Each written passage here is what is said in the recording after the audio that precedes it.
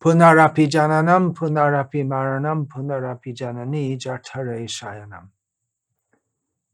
In brief, material existence is summarized.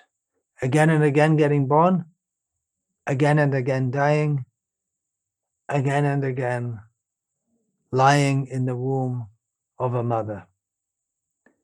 Lord Krishna points out for intrinsic miseries in material existence, janma mrityu jara vyadhi, birth, death, old age and disease.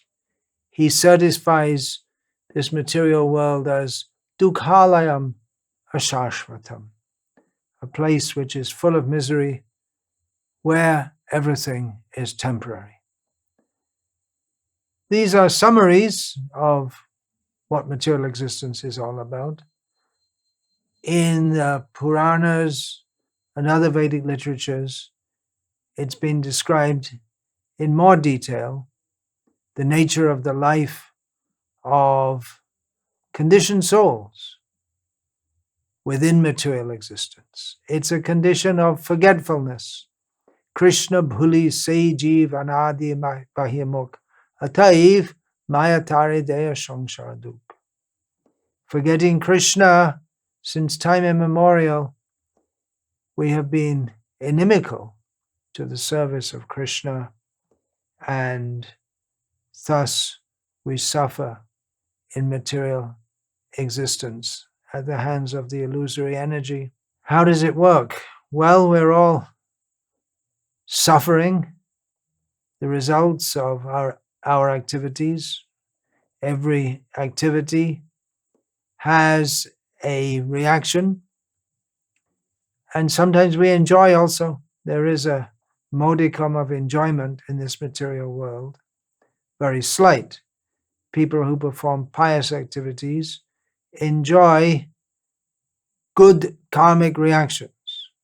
They may go to the heavenly worlds, and on this planet, on earth, they may be born as a human with Janmaishvarya Shruta Shri, in a high family with sufficient financial background, very intelligent, well educated, good looking, healthy. These are all the results of pious activities. As a result of impious, sinful activities, one has to suffer terribly in hell and in the lower species of life. One has to suffer in so many ways. It's classified in three main divisions: adhyatmic, suffering from our own mind and our own body; adhipotic, suffering inflicted upon us by others. Someone for no reason may call us bad names, or they may torture us. Human cruelty is seemingly immeasurable. And then other living beings, we may be attacked by snakes or a mad bull or mosquitoes. And then the third category is adhidaivic, natural discomforts arising from excessive heat, excessive cold, excessive rain, insufficient rain, earthquakes, and so on. Enjoyment and suffering. If we go to the heavenly worlds, after some time, we have to come back as the bank balance of our pious activities runs out. Tetang bhuktva swarga lokang vishalang shine punye marte lokang vishanti. It's going to the heavenly worlds is like having built up a big fortune by business endeavors, and you're building up your wealth, and then you start spending it. And there comes a point when you have very little left. So similarly, one can go to the heavenly worlds because of pious activities accumulated, then you enjoy in the Nandan. Well, you have a beautiful, strong, healthy body, and you can enjoy the damsels of heaven in the beautiful Nandan Kanan, the beautiful gardens of the heavenly worlds. But when your stock of pious activities becomes much diminished, then again you have to take birth on this earth. First, as immobile living beings such as trees, and bushes, and plants, and grass, maybe as mountains, and then while being in this immobile state, it may be in various species, generally for a long time, one may eventually come up to a higher species. But in the immobile state, you have to suffer many miseries. For instance, if you are in the form of a tree, you have to suffer scorching heat, freezing cold, and torrential rain, and then different living beings like monkeys and squirrels and woodpeckers will munch on you and cut holes in you, cut by men, subject to forest fires. Then you can come to the status of very low species, worms, insects. It's very miserable in such a condition. The lifespan of such living beings is very short, and they're always under threat of attack from other living beings. They may be suffering hunger. It's not an easy life being an insect. Of course, by the grace of Krishna's external energy, the consciousness is also very covered in the lower species. So even though you're suffering, because the consciousness is so covered, you don't realize how much you're suffering. You get birth in different species, and due to sinful desires to eat the flesh of others, we may get born as a tiger or a vulture that eats flesh. Sometimes due to our sinful activities, we take birth in a species that eats the stool of humans and others. In the form of crows, crows like to eat stool, mucus, rotting flesh. You'll see the garbage heaps in India. The crows like to come all around. And in some species of life, they're very envious. The snake, for no reason, will bite you. You can see in the eyes of snakes and crocodiles and cats also, for that matter. Their eyes are such. There's an inbuilt envy of others in them. Goats also.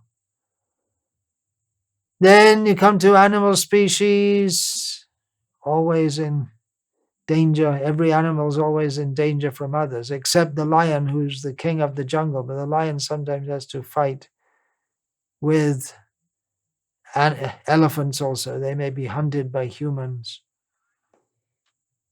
As domesticated animals, they may have to pull heavy burdens, being tied up, beaten by sticks and whips, dragging plows.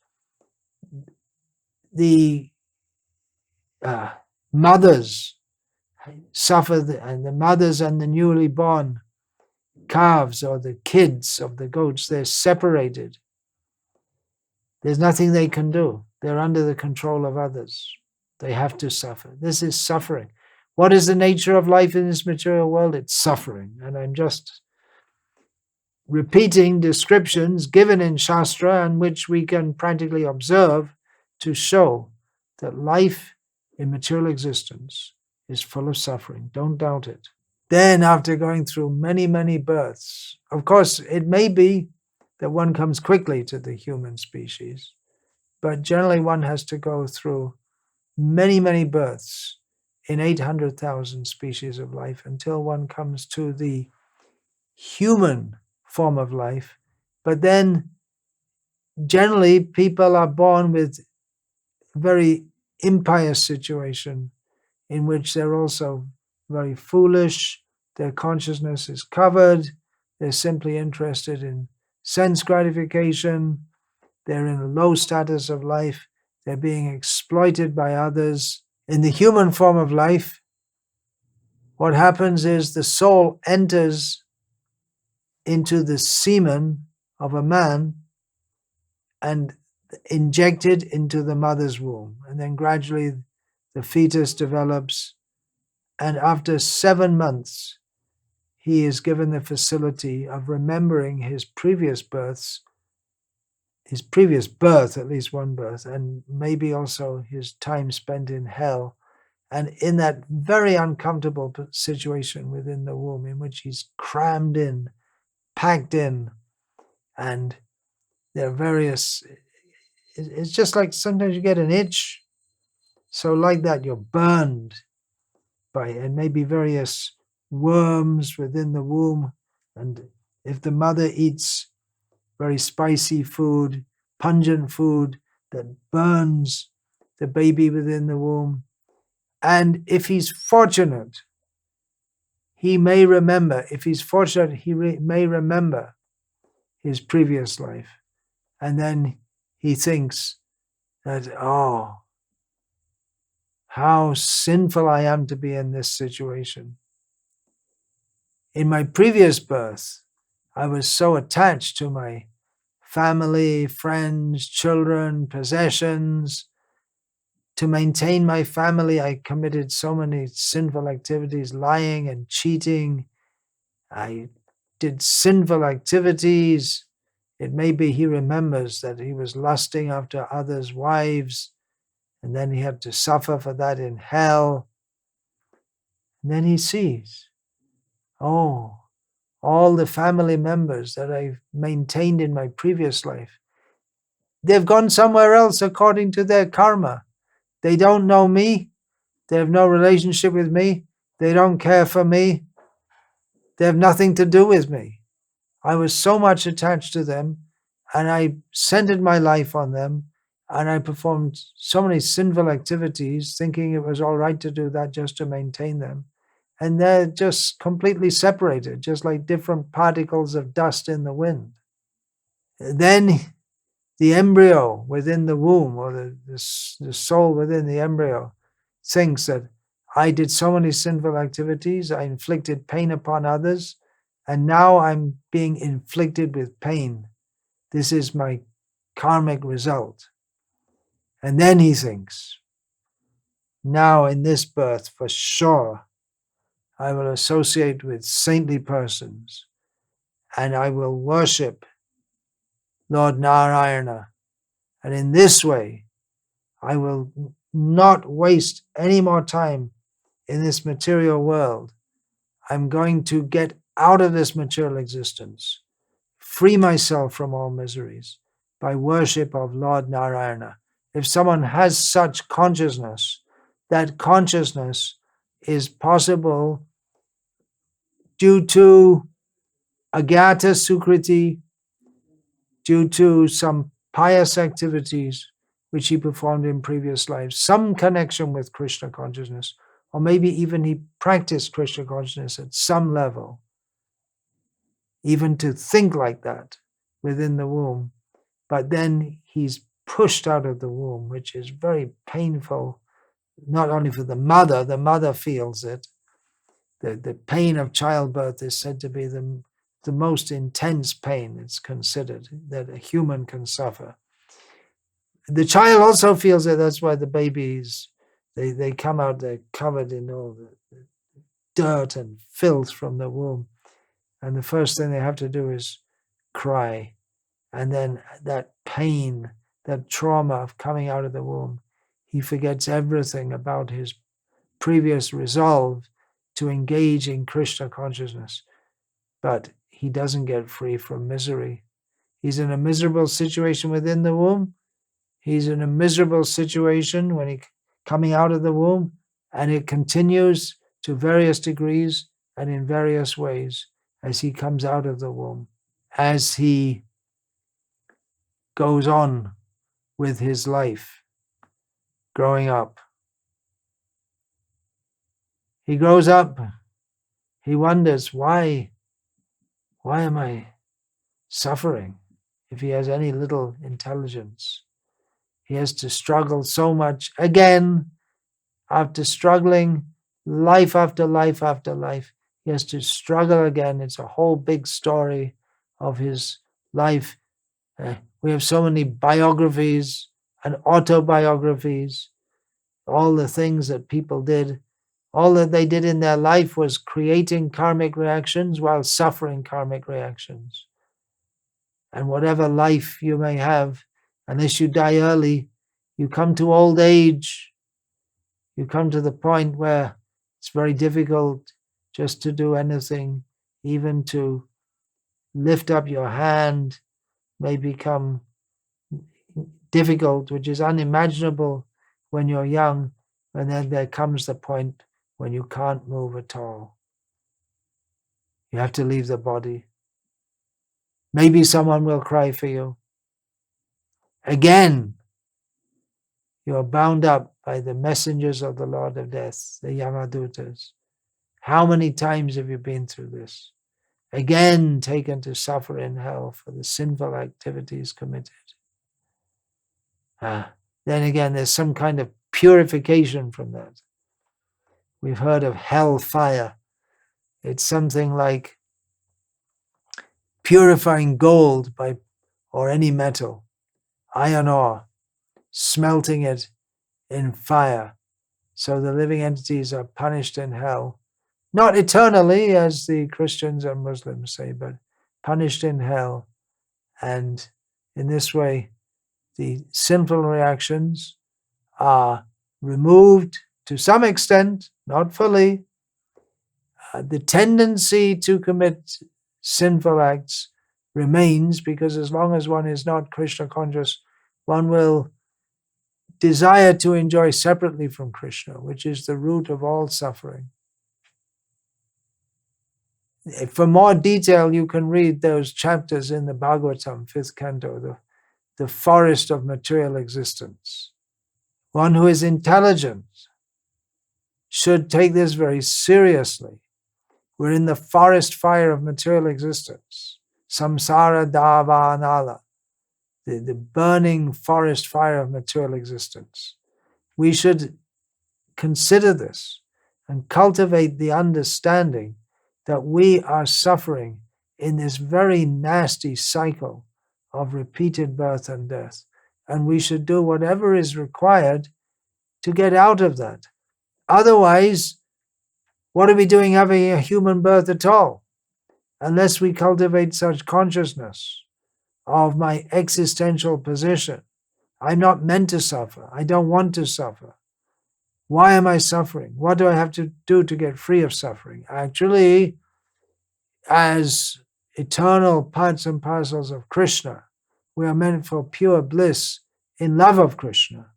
The real goal of life is to re-establish our loving relationship with Krishna. But at least a beginning is to consider that I'm suffering so much. How do I get free from this suffering? That is the beginning of spiritual intelligence. If we don't have that consciousness, if we don't think about this, then we're just like animals on two legs. Dvipada pashu. If after attaining this human form of life, we don't take to this spiritual consciousness of trying to understand our spiritual existence beyond the suffering of this material life, especially in this Kali Yuga, when the opportunity to get free from material existence and develop pure love of God is, by the mercy of Sri Chaitanya Mahaprabhu, so easily available by taking to the path of pure devotional service, characterized by the chanting of the holy names of Krishna. If we don't do that, then Manusha Janama Paya Radha Krishna Nabhajya Janiya Shunya Bishakaino. Hari Hari Bifale Janama Gawaino. We're living our life, human form of life, attained very rarely. We're living it uselessly without worshipping Radha and Krishna. And if we know this and we still don't take this seriously, it's just like willingly drinking poison. Krishna's calling us. He's giving us so much opportunity to come to him. He wants us to turn to him. It's almost as if we prefer to be burned in the scorching fire of material existence. Why are we so foolish? What is this body that we're so attached to? It's a bag which may look very nice from the outside, but inside it is a skeleton with stool, urine, blood, pus, mucus, so many horrible things. And we identify with this body. We want to enjoy this body, not thinking that I'm not this body. I've had so many bodies. I'm meant for worshipping Krishna. Our indifference to, apathy toward serving Krishna is the root of all our sinfulness. It's the root of our incarceration in material existence. Even without high spiritual consciousness, why don't we just contemplate? What is this body? We have a good opportunity every day as we pass stool and urine. Is this me? Is this what I'm attached to? We should use human life to attain the real goal, which is to go back home, back to Godhead. Otherwise, we're in the cycle of birth and death, like a great wheel, different positions on the Ferris wheel, sometimes higher, sometimes lower. But we're suffering. That's a fact. Anyone who thinks life in this material world is enjoyable is in a great illusion, which means almost everyone's in a great illusion. Just try to understand that at every day, at every moment, we're doing something. Nahi kasyik kshanamapi jatu tishatya karma krit. We can't not do anything. We're always doing something. Even if we're sitting silently, we're still breathing. We're doing something. And everything we do has a reaction. At every moment, we are suffering or enjoying the results of our previous activities and creating more karmic reactions. How do we get out of this cycle of action and reaction? Well, let's think about it, or rather, let's take knowledge from the Vedic literature. It seems impossible to get out of this because we have a body which is formed under the direction of the material energy due to our past activities and aspirations. And we have material desire, we have lust, we have greed. When our desires are thwarted, we become frustrated and angry. Our intelligence becomes bewildered. We act sinfully. And in this way, we commit more sinful activities. We're stuck. It seems we're stuck in this cycle. So what is the means to get out of this? And the answer is very easy to understand. We can try different processes, but the real process, the very simple, straightforward, easy, the one that works very quickly, is to take shelter at the lotus feet of Krishna, who is known as Mukunda.